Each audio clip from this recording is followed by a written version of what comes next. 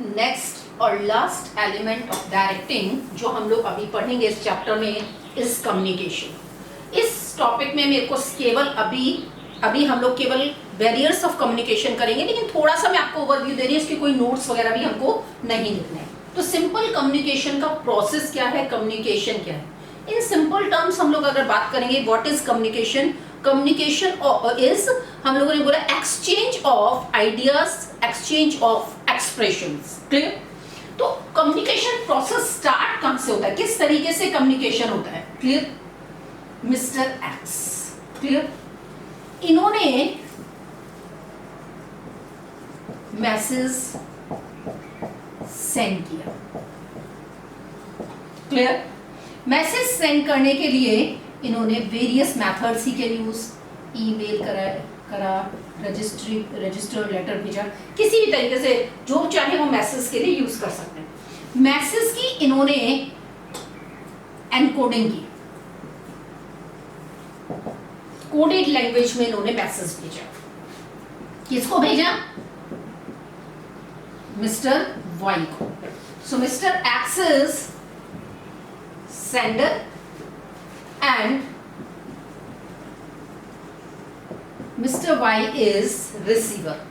क्या यहां पे कम्युनिकेशन प्रोसेस कंप्लीट हो गया क्या, कि भाई भेज दिया हमने? नहीं, मैसेज यहां पे भेजा, कोडेड लैंग्वेज में भेजा, मिस्टर वाई को मैसेज मिला, मिस्टर वाई ने इस मैसेज की डिकोडिंग की, डिकोडिंग करके इस मैसेज को पढ़ा, पढ़ने के बाद फिर उन्होंने फीडबैक किसको भेजा? मिस्टर एक्स को भेजा, मींस सेंडर को भेजा। तब हम लोगों का पूरा कम्युनिकेशन प्रोसेस कंप्लीट होता है। अभी मैं नहीं पढ़ाऊंगी, बाद में देखेंगे, अगर सिलेबस में कवर करेंगे तो ही हम लोग इसको डिटेल में करेंगे। क्लियर? और फॉर्मल इनफॉर्मल भी मैं नहीं करा रही हूँ, हम लोग कम्युनिकेशन बैरियर्स करेंगे खाली इसमें। लेकिन एक बार देख लेते हैं। सेंडर मैसेज सेंड किया, उसने रिसीव किया, उसको डिकोड किया, फीडबैक सेंडर को भेजा। तो इस तरीके से हमारा कम्युनिकेशन प्रोसेस कंप्लीट होगा। और ये जो मैसेज हम लोग भेजते हैं, ये जो कम्युनिकेशन हमारा होता है, this communication may be written form में हो सकता है, मे बी ओरल फॉर्म में हो सकता है, मे बी सिंबल्स के थ्रू भी हो सकता है, इशारों के थ्रू भी कम्युनिकेशन हो सकता है। अभी हम डिटेल में नहीं जा रहे हैं।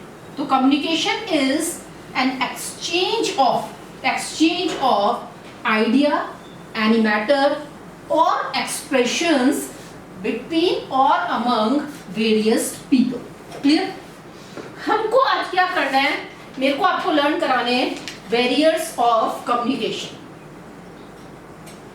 barriers of communication आपको क्या करना है, किसके लिए? अपने रजिस्टर को पूरा खोलना और उसमें पूरे में एक चार्ट बनाना सबसे पहले विद निमोनिक्स, जिससे हम लोगों को आगे लर्न रहेगा। तो जब भी हम फाइनली लर्न करेंगे तो उस चार्ट को लर्न करेंगे।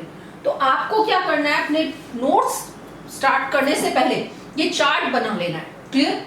चार्ट अभी आप लोग मेरे साथ साथ भी बना सकते हैं, मैं आपको पूरा का पूरा लर्न करा दूंगी।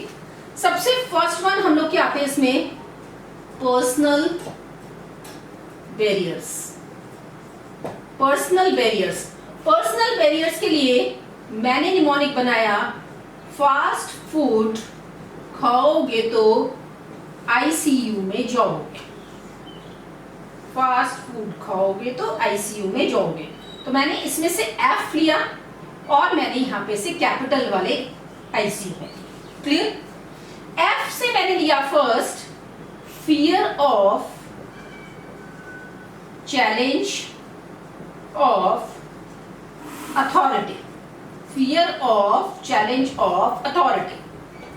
आई मैंने लिया यहां पे lack of initiative, lack of initiative. C मैंने लिया lack of confidence of superior over subordinate. U मैंने लिया unwillingness to communicate. Unwillingness to communicate. सब नोट्स में भी मिलेंगे, लेकिन एक बार प्रॉपर दोनों पेजेस मिला के एक चार्ट बना लेना, neat and clear.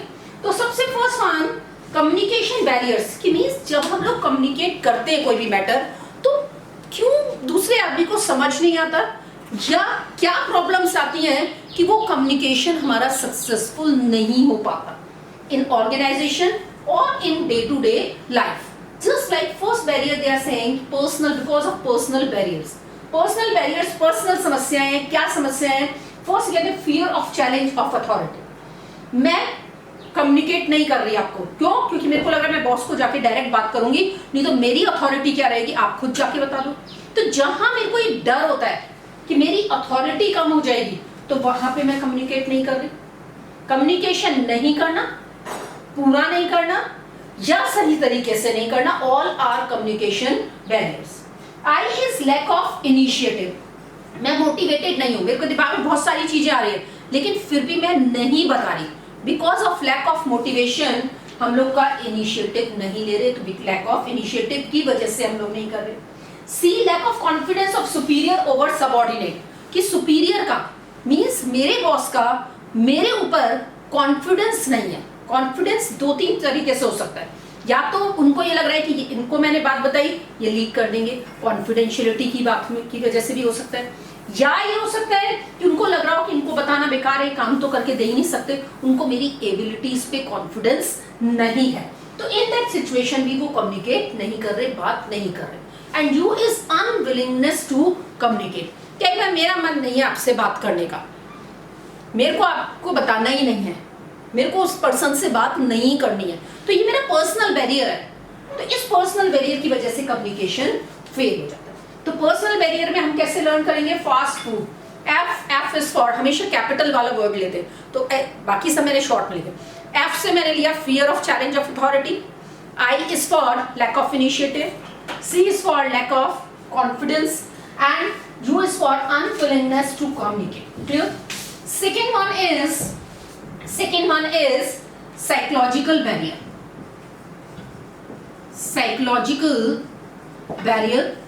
Psychological barrier में हम लोग पॉइंट्स कवर करेंगे। इसके लिए मैंने निमोनिक बनाया रिवाइज डेट। इसमें मैंने लिया R and date. R is for, first हम लोगों ने इसमें लिया R is for poor retention. D is for distrust. T is for A रह गया इसमें, A is for हम लोग का lack of attention. T is for loss in transmission, and E is for premature evaluation. Clear? So first one, R is for poor retention, means every person is having a limit on his retention power or memory. और कई बार हम लोग ध्यान देके नहीं करते हैं, tension से नहीं कर रहे, तो in that situation also हम लोग का क्या होगा कि हम लोगों की वो चीज जो हम लोग समझ रहे हैं वो ज्यादा टाइम तक नहीं रह पाएगी because of the poor retention. Distrust. If we are not having confidence or belief in other person, तो हम उसकी बात को ध्यान से भी नहीं सुनेंगे, and when we are not listening, तो हम लोग का कम्युनिकेशन फेल हो जाएगा। लैक ऑफ अटेंशन, वही बात कि हम समझा रहे हैं, आपका ध्यान खाने में, पीने में, अदर चीजों में, अदर एक्टिविटीज है, लुकिंग हियर एंड देयर, तो in that situation communication proper नहीं हो पाएगा, आप चीज नहीं समझ पाएंगे। Loss in transmission basically oral transmission में ज्यादा होता है, जब हम लोगों को अलग अलग लेवल्स क्रॉस करके कोई मैसेज आता है।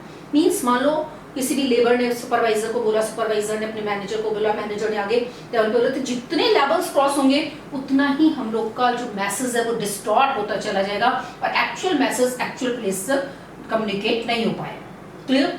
Next one is premature evaluation, means this is a general habit कि लोग क्या करते हैं कि सुनने से पहले ही अपनी एक ओपिनियन फ्रेम कर लेते हैं या पहले ही अपना एक कंक्लूजन निकाल लेते हैं, जिसकी वजह से उनके दिमाग में वही चलता रहता है। अब वो आगे क्या बोल रहा है सेंडर, उसको सुनते ही नहीं।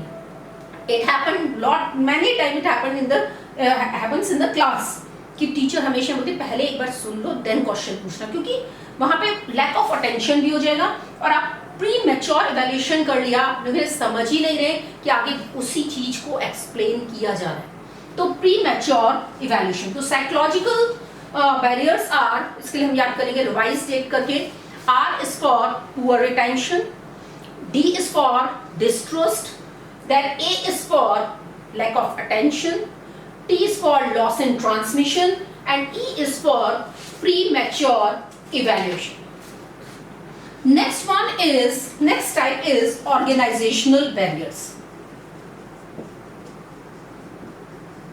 Organizational barriers आपको पूरे दोनों पेजेस में प्रॉपर नीट एंड क्लीन बनाना है।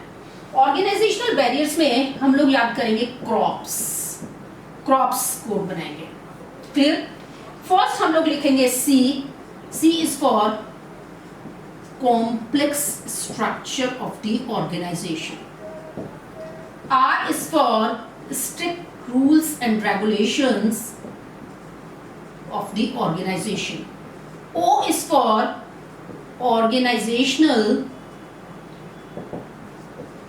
facilities, P is for हम लोग एक बार देख लेते हैं organizational policy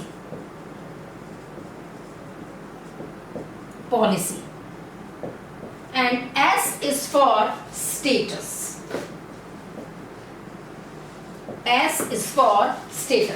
means organisational barriers क्या कह रहे हैं, एक तो प्रॉब्लम क्या होती है, कॉम्प्लेक्स स्ट्रक्चर होता है। कॉम्प्लेक्स स्ट्रक्चर में हम लोगों ने पढ़ा था पहले कि कई बार हमको कोई भी मैसेज देना है हायर लेवल पे तो हम डायरेक्ट नहीं लेंगे, कि हम लेबर हमेशा वर्कर्स हमेशा सुपरवाइजर को ही देंगे, सुपरवाइजर हमेशा मैनेजर को ही देगा, मैनेजर हमेशा सेक्रेटरी को ही देगा, देन सेक्रेटरी से ही हायर अथॉरिटी के पास पहुंचेगा। तो इन दैट सिचुएशन जब इतने लेवल्स क्रॉस होते हैं तो मैसेज डिस्टॉर्ट भी होता है, या कई लोग सोचते हैं कि इमेज बन जाती है कि होना जाना कुछ नहीं है, तो in that situation communication fail हो जाता है कॉम्प्लेक्स स्ट्रक्चर की वजह से। समटाइम्स रूल्स एंड रेगुलेशंस इतने हार्ड और टफ होते हैं कि कोई चीज कम्युनिकेट करना डिफिकल्ट हो जाता है। ऑर्गेनाइजेशनल फैसिलिटीज कुछ लोग प्रोवाइड करते हैं, कुछ नहीं करते। फैसिलिटीज कैसे प्रोवाइड होती हैं, जैसे कंप्लेंट्स बॉक्स लगा दिए, सजेशन बॉक्स लगा दिए, time to time meetings organise कर ली, सेमिनार्स ऑर्गेनाइज कर ली, तो अगर करते हैं तो बैरियर्स नहीं रहेंगे, नहीं अदरवाइज ये भी बैरियर्स होते हैं। पॉलिसी है हमारी ऑर्गेनाइजेशन की कि हम लोग इस लेवल के या लोअर लेवल के लोग करेंगे ही नहीं कम्युनिकेट, उनको सिर्फ ओबे करने ऑर्डर्स। तो ऐसा अगर ऑर्गेनाइजेशन है जहां पॉलिसी बनाई हुई है वहां पे कम्युनिकेशन डिफिकल्ट हो जाता है। And S is for status. कई बार एक ईगो होती है आदमी के कि मैं छोटे लोगों की बात कैसे सुन लूं या कैसे आइडियाज को एक्सेप्ट कर लूं, तो in that situation it becomes a hurdle or the barrier in the free communication. So organizational barrier, CROPS, C is for complex structure, R is for rules and regulations of the organization, O organizational facilities, P is for policies, and S is for status. Clear? Next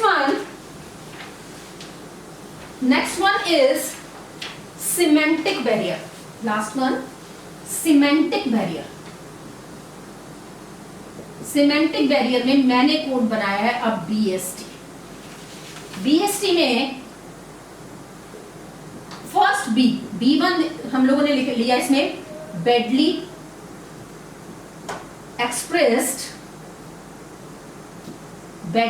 expressed message, B2 is body language, S is for symbols with different meaning, T is for technical jargon, important one, and T is for faulty translation. Clear? तो badly expressed message, first one is badly expressed message. badly expressed message क्या होता है कि हमने message communicate किया लेकिन हमारी tone, हमारी लैंग्वेज हमारे वर्ड्स हमने जो यूज किए वो वर्ड्स हमारे प्रॉपर नहीं थे, इसलिए या हमने फ्रेमिंग ऑफ सेंटेंस सही नहीं किया, तो इसलिए मैसेज का मीनिंग ही चेंज हो गया और वो प्रॉपर मैसेज कम्युनिकेट नहीं हो पाया। Second one is body language, major problem. बहुत लोग ऐसे होते हैं कि जिनके मन में क्या चल रहा है, बाहर क्या है, इस चीज को वो लोग एक्सप्रेस नहीं करते। कई बार बॉस डांट रहा है लेकिन उसको गुस्सा आ रहा है, but he is not presenting that on his face, तो अपने फेस पे शो नहीं कर रहा है। तो कई बार बॉडी लैंग्वेज से क्या होता है कि हम सही आइडिया नहीं लगा पाते कि वो बच्चा समझ रहा है, क्वेश्चंस आ रहे हैं उसको या नहीं आ रहे। तो बॉडी लैंग्वेज, तो हमने पूछा आंसर आ गया, उसने गर्दन हिला दी, हम क्या सोचे आ गया, बट उसको समझ नहीं आया। तो बॉडी लैंग्वेज से भी कई बार गलत कम्युनिकेशन हो जाता है। सिंबल्स विद डिफरेंट मीनिंग, कई बार एक ही वर्ड के अलग अलग सेंस में अलग अलग मीनिंग होते हैं, लेकिन अगर वो सही तरीके से नहीं समझे जाए तो सारा कम्युनिकेशन फेल हो जाता है। जैसे वर्ड है हम लोग का रिलेटिव, रिलेटिव वर्ड को इनकम टैक्स एक्ट में अगर हम अलग अलग जगह पे बात करें तो रिलेटिव वर्ड का मीनिंग अलग अलग है। लॉ में अगर हम लोग बात करें तो अलग अलग एक्ट में रिलेटिव की डेफिनेशन में अलग अलग पर्संस को इंक्लूड किया हुआ है। तो अगर हमने इस चीज को नहीं समझा, वर्ड्स या सिंबल्स को, तो हम लोग का कम्युनिकेशन फेल हो जाए। टेक्निकल प्रॉब्लम, आज सिंपल सी बात करते हैं कि आज हम लोग मान लो डॉक्टर के पास गए दिखाने, डॉक्टर ने हमको बीमारी क्या है समझा रहा है, and doctor is using his technical language use कर रहा है। हम कॉमर्स के स्टूडेंट, हमने साइंस का एक वर्ड नहीं समझा, उसने आधे घंटे तक हमको अपनी इंग्लिश में टेक्निकल लैंग्वेज में समझा दिया, कुछ हमारे पल्ले नहीं पड़ा। तो इन दैट सिचुएशन कम्युनिकेशन हमारा फेल हो जाएगा। Important, very important from examination point of view. And the faulty translation, बहुत बार क्या होता है कि जैसे हम लोग को कुछ चीज ट्रांसलेट करनी है, आप डाल के देखना कभी भी, तो हम लोग Hindi to English, English to Hindi करते हैं, तो उसमें हम लोगों ने तो इंग्लिश का लिख दिया, लेकिन कई बार जो ट्रांसलेशन जब होती है तो वो एग्जैक्टली उस रेफरेंस में ना लेके वर्ड को ट्रांसलेट कर देता है, जिससे उसका मीनिंग बहुत डिफरेंट हो जाता है और मीनिंग सेंसलेस हो जाता है। क्लियर? तो सिमेंटिक बैरियर्स, बीएसटी हम लोगों ने लिया, बी हम लोगों ने लिया badly express message and body language. Clear? Then हम लोगों ने एस हम लोगों ने लिया, एस इज फॉर सिंबल्स और words with different meanings, T से technical jargon and T is for faulty translation. Clear हम लोग का यहाँ पे? तो कम्युनिकेशन बैरियर्स हम लोगों के कंप्लीट हुए। आप लोग ये पूरा चार्ट बना लेना, इसको इजीली लर्न हो सकता है, इसको एक बार अपनी रफ कॉपी में लिख के लर्न कर लेना। जिसका काम कंप्लीट नहीं हो, अगेन आई एम रिपीटिंग कि काम सब लोग कंप्लीट कर